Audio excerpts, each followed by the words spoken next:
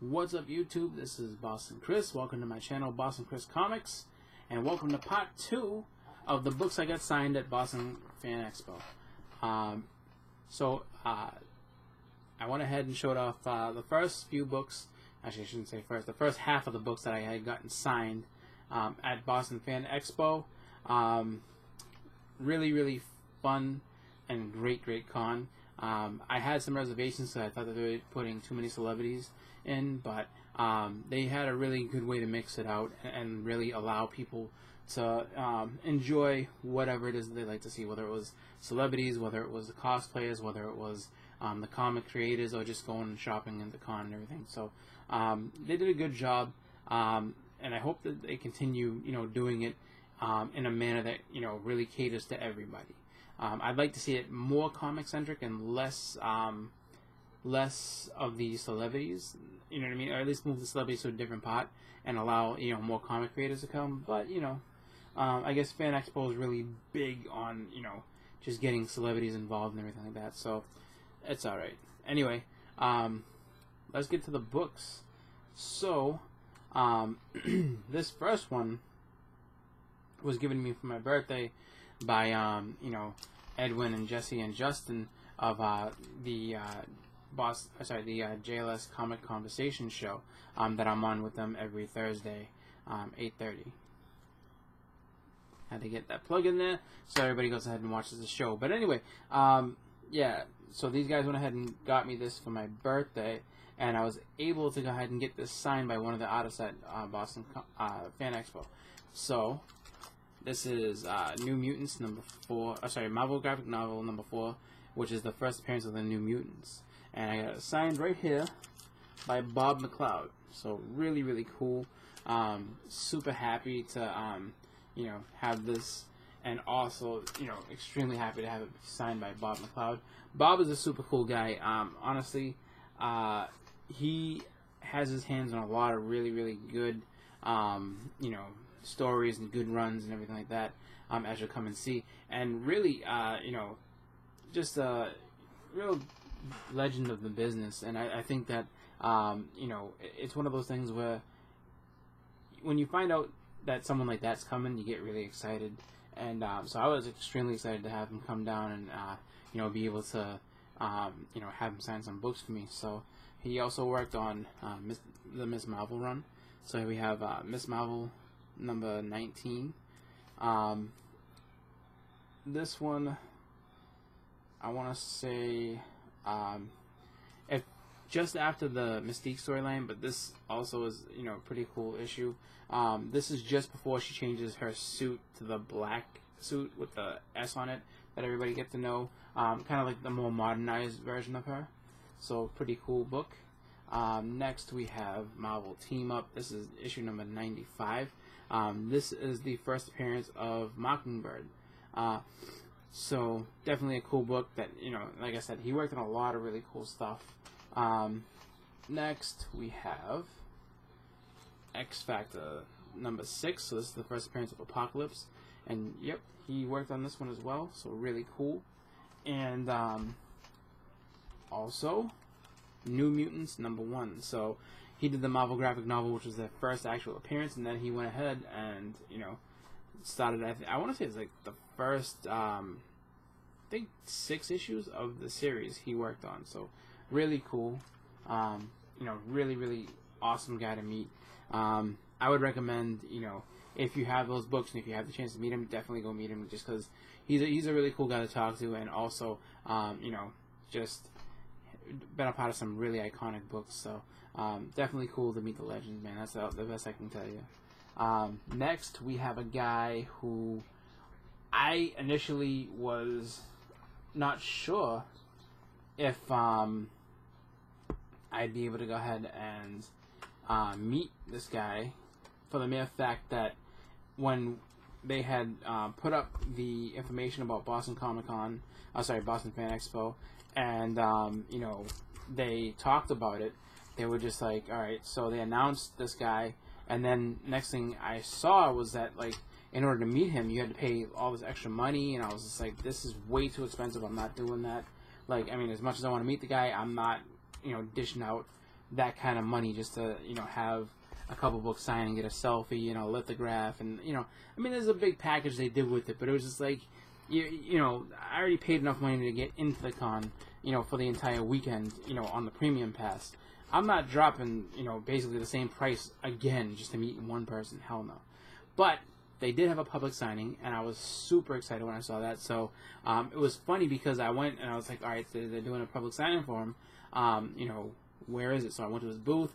They were just like, we're not sure, because he was at a panel. And then, so, you know, I kept walking back, and, you know, I asked one of the people that was working the convention. They were just like, I think it's further back there than the celebrities. So I just kept walking back, and I just saw this huge line. I'm like, oh man, I was like, this must be it. And it just so happened that it was Jim Lee. So I got to meet Jim Lee, which was really cool. He's a nice guy. He was really, really busy, though, and they wanted to get everybody through the line quickly just because the fact was that his public appearance, they were afraid was going to end up being, like, you know, just humongous and have tons and tons of people. And people came with books, you know, and people had a lot of books, and then they announced he's signing one thing. So even myself, I had 3 books to see if he was signed, and you know, I had to pick one out of the 3. So of the 3 books that I had, the one that I figured was probably the best one to get him to sign was this one here, the first appearance of Omega Red. So definitely a cool book, X-Men #4. And I think the best part about this is, so I have 2 copies. I have one that I bought when I was way younger for about $4. And then this one I picked up last March for 50 cents. So, and it's in better shape than the one that I had because I used to read it all the time. So this one is actually in really, really good shape. Signed by Jim Lee, and, you know, got to meet him, have a conversation, and I got to get a selfie with him, which was really, really cool. And it didn't cost me the extra $100 they wanted to charge me. So that's how you win at Comic-Con. Just hopefully they're doing public signings, and, you know, you can go ahead and get some stuff signed, and you know, just basically, I don't know, have them, you know, just provide you with the experience that you were hoping to get without the extra costs. So I guess that's not something that happens all the time, but I am glad that they went ahead and recognized that people were going to be, like, really angry if they couldn't get to see him and this next guy. So this guy also, too, I remember talking with people. Specifically, I had spoke with Amazing Murphy because we had met up the last 2 years for Fan Expo, Boston Comic Con for the first one, Fan Expo last year, and he had said, I mean, everybody was excited, John Byrne's coming, all right. And then John Byrne kind of put out there on his website, on his forum, somebody had asked, hey man, do you mind if I get some X-Men comics signed? Is that cool with you? And he's like, yeah, that's perfectly fine. And then you can explain to everybody else in the, put it in the context. So John Byrne said that he's only going to be signing, at the time, he's only going to sign these Star Trek issues that he's going to be working on. So Star Trek was the only thing he's going to sign, that was it. And then this guy went ahead and asked him, he's like, hey man, I know that you said you only signed in Star Trek, and I was hoping that you would go ahead and allow me to, you know, get some X-Men books signed, just because, you know, I don't really have any Star Trek stuff for you, but I do have some X-Men stuff. Would that be cool? And Byrne, in a very snarky way, was like, yeah, absolutely. You can go ahead and have this stuff signed, and then you can stand by my table all day and explain to everybody why you're special and they're not.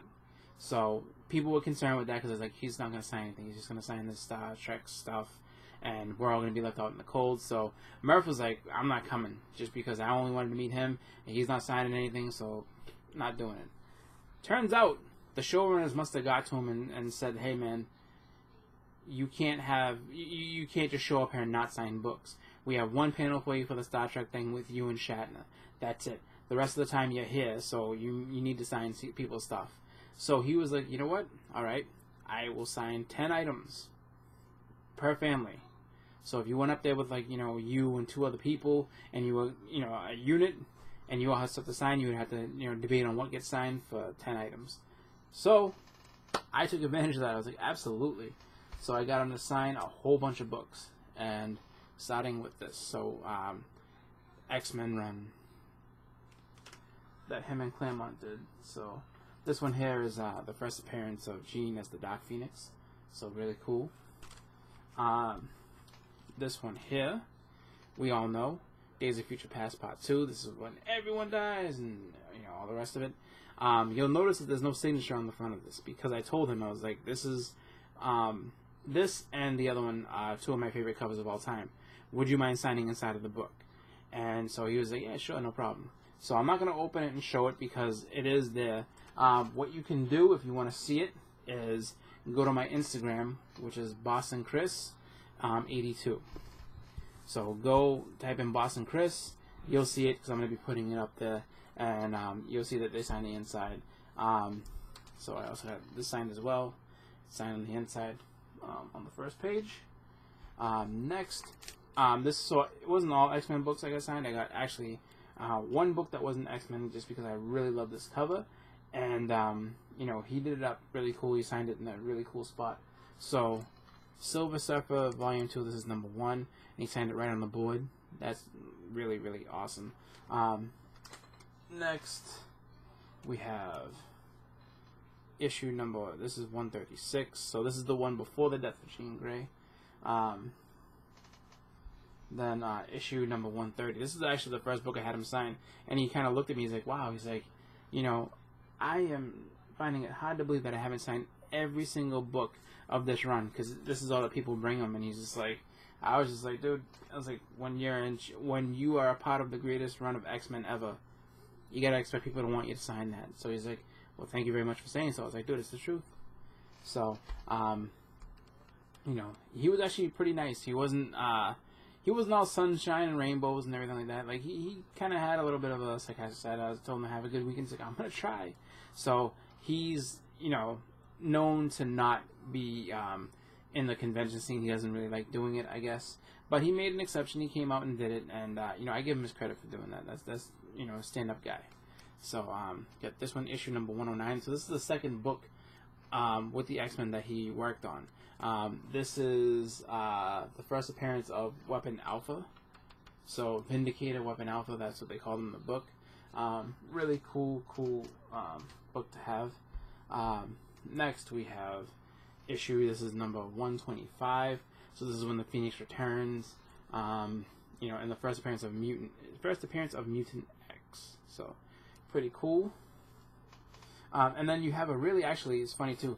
So on this cover, you have a very, very early appearance prior to, you know, way ahead of the time when they became the actual second X Factor team. But you have the second X Factor team right here. So you have Havoc, Multiple Man, Jamie Madrox, and Polaris right there. So pretty cool.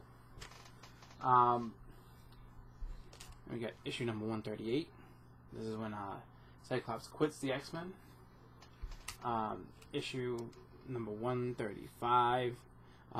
This is the first appearance of Senator Robert Kelly. So, I was talking with a few other people when I was just going over the books I got and everything like that, the ones I got signed. And people were like, you know, that's a really cool signature to have. Like, a lot of people have Chris Claremont's signature because he does cons, but not Burns. So I'm really excited to have that. That's really, really kind of a special signature to have, knowing that he doesn't do many cons. But, you know, definitely something that I'm proud to have, which makes me, you know, really happy that I, you know, went ahead and got it. And, you know, just kind of, I guess, happy surprise when, you know, sometimes people just kind of end up, you know, or from what you hear in the beginning, it's just like, you know, maybe they're not really like that. Maybe they turn over a new leaf. You never know. But, you know, in my book, John Byrne's a good dude. I have no problem with him. You know, I had a great time meeting him. So he seemed like a nice enough guy to me. So we're almost done. This is running a little long because I'm talking too much, but I'm going to keep going. So here we have Ghost Rider number 21. And this was, as I was talking to Jimmy Palmiotti and Amanda Connor, that, you know, when I first seen them to get these other books signed that I showed in my last video, Jimmy just sketching this, you know, little remark here, this, you know, Ghost Rider head, and I was like, didn't charge any money for it, didn't ask anything for it, he just went ahead and did it, so which is really cool. Up here you have the writer of the book, Howard Mackey, and then right here you have Mark Teixeira, who's the he is the artist on the book and everything, and he remarked it because so he charges money. He charges $5 per signature, but his deal is that if you want to get it done for free, he'll just do the TEX that he always does, and he'll just kind of give you that little like 3-line signature, nothing crazy. But if you pay the money, he goes ahead and remarks the books, and he will do it up and really do a cool job. So here we have Ghost Rider #1 of volume #2, first appearance of Danny Ketch, who's the actual second Ghost Rider. So Howard Mackie signed on the Flame Wheel, and then here's the Teixeira remark and everything. So super cool. Next, Transformers #3, which he had a funny story for this when he said that he worked on this. He was told, that it had to get done. He needed to have a cover. They didn't have anyone to draw it, and he was just like, toy books are the worst. Like they're the lamest thing. Nobody wanted to do it, but I was new, so they handed it to me, so I did it. Which is funny because if you watch on Netflix the Toys That Made Us, that's the exact same thing that Larry Hama says, like when he's talking about Transformers on that episode. So watch the Transformers episode. He'll talk all about it. How it's like, oh yeah, no, like toy books are the lamest things in the world. But he was cool enough to actually do 2 issues of it. So we have issue #4, and there's a remark right there. I want to say that is Prowl from Transformers. So this guy right here, if you can see. Oh, there we go, right there. All right. Next we have Wolverine #67. So really cool, remark right there. It's a dark cover, so the signature doesn't pop out too well, but it's really cool. Teixeira himself is a super nice guy. Definitely someone who I'm excited to meet. I think that really, I would rank up there as one of the top nicest that I've ever met. Up there with like George Perez, like super cool guy, likes to joke around. I will say, if you go ahead and really cool right there. So if you go ahead and you get to meet him, because he's doing these type of signatures with the remarks and everything. His line tends to go pretty slow, but wait it out if you really want a signature because he does some really really badass stuff. So #2 right there. This one, you actually can see it pretty well. Put it right there in the light. So he did a Screaming Wolverine. He was like upset because it got into the darker area, but really cool. And then finally, issue #4. So really really cool stuff. Super cool to have him do these for me, and just really really awesome in general. To have those books signed. So, I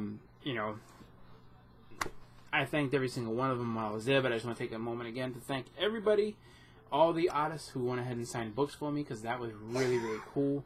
At this point in time, comics are so popular that it's just one of those things where, sometimes people will take advantage of, or sometimes, people don't like to sign books. Because of the fact that so many people are demanding different things and everything, but these guys were all really nice. They showed up and did what they were supposed to, and made my experience really great. And I know they must have made a lot of other people's experience awesome at the con as well. So thank you to all those artists. That's it for the books I got signed. I want to thank everybody for watching both parts 1 and 2. If you watched one or the other, thank you. These have been long videos, so I'm, just thank you for hanging in and, watching me go and ramble through all of it. So, I do have some books to show in my next video, which is my pickups. Again, that's probably going to be another 2-parter because there's a lot of books to show. The good thing about that is I don't know everything about them all. I haven't read them all, so I probably won't be able to go ahead and, give these long spiels about all this stuff. But everybody who knows me, who's watched me, knows I have stories for everything. So, stay tuned for that. I'm going to get going, so I want to thank you all for watching. Again, this has been Boston Chris. Thank you for watching. Like I said before, if you want to see the picture that I got, the selfie that I got with Jim Lee and J. Scott Campbell, go to Instagram, check out Boston Chris 82. That's where I'm at. So check me out on there, and then also you can see the books that I went ahead and got signed. So I took pictures of those as well. So that'll all be coming up soon. Anyway, I'm gonna get going. Everybody have a great night. I'm out.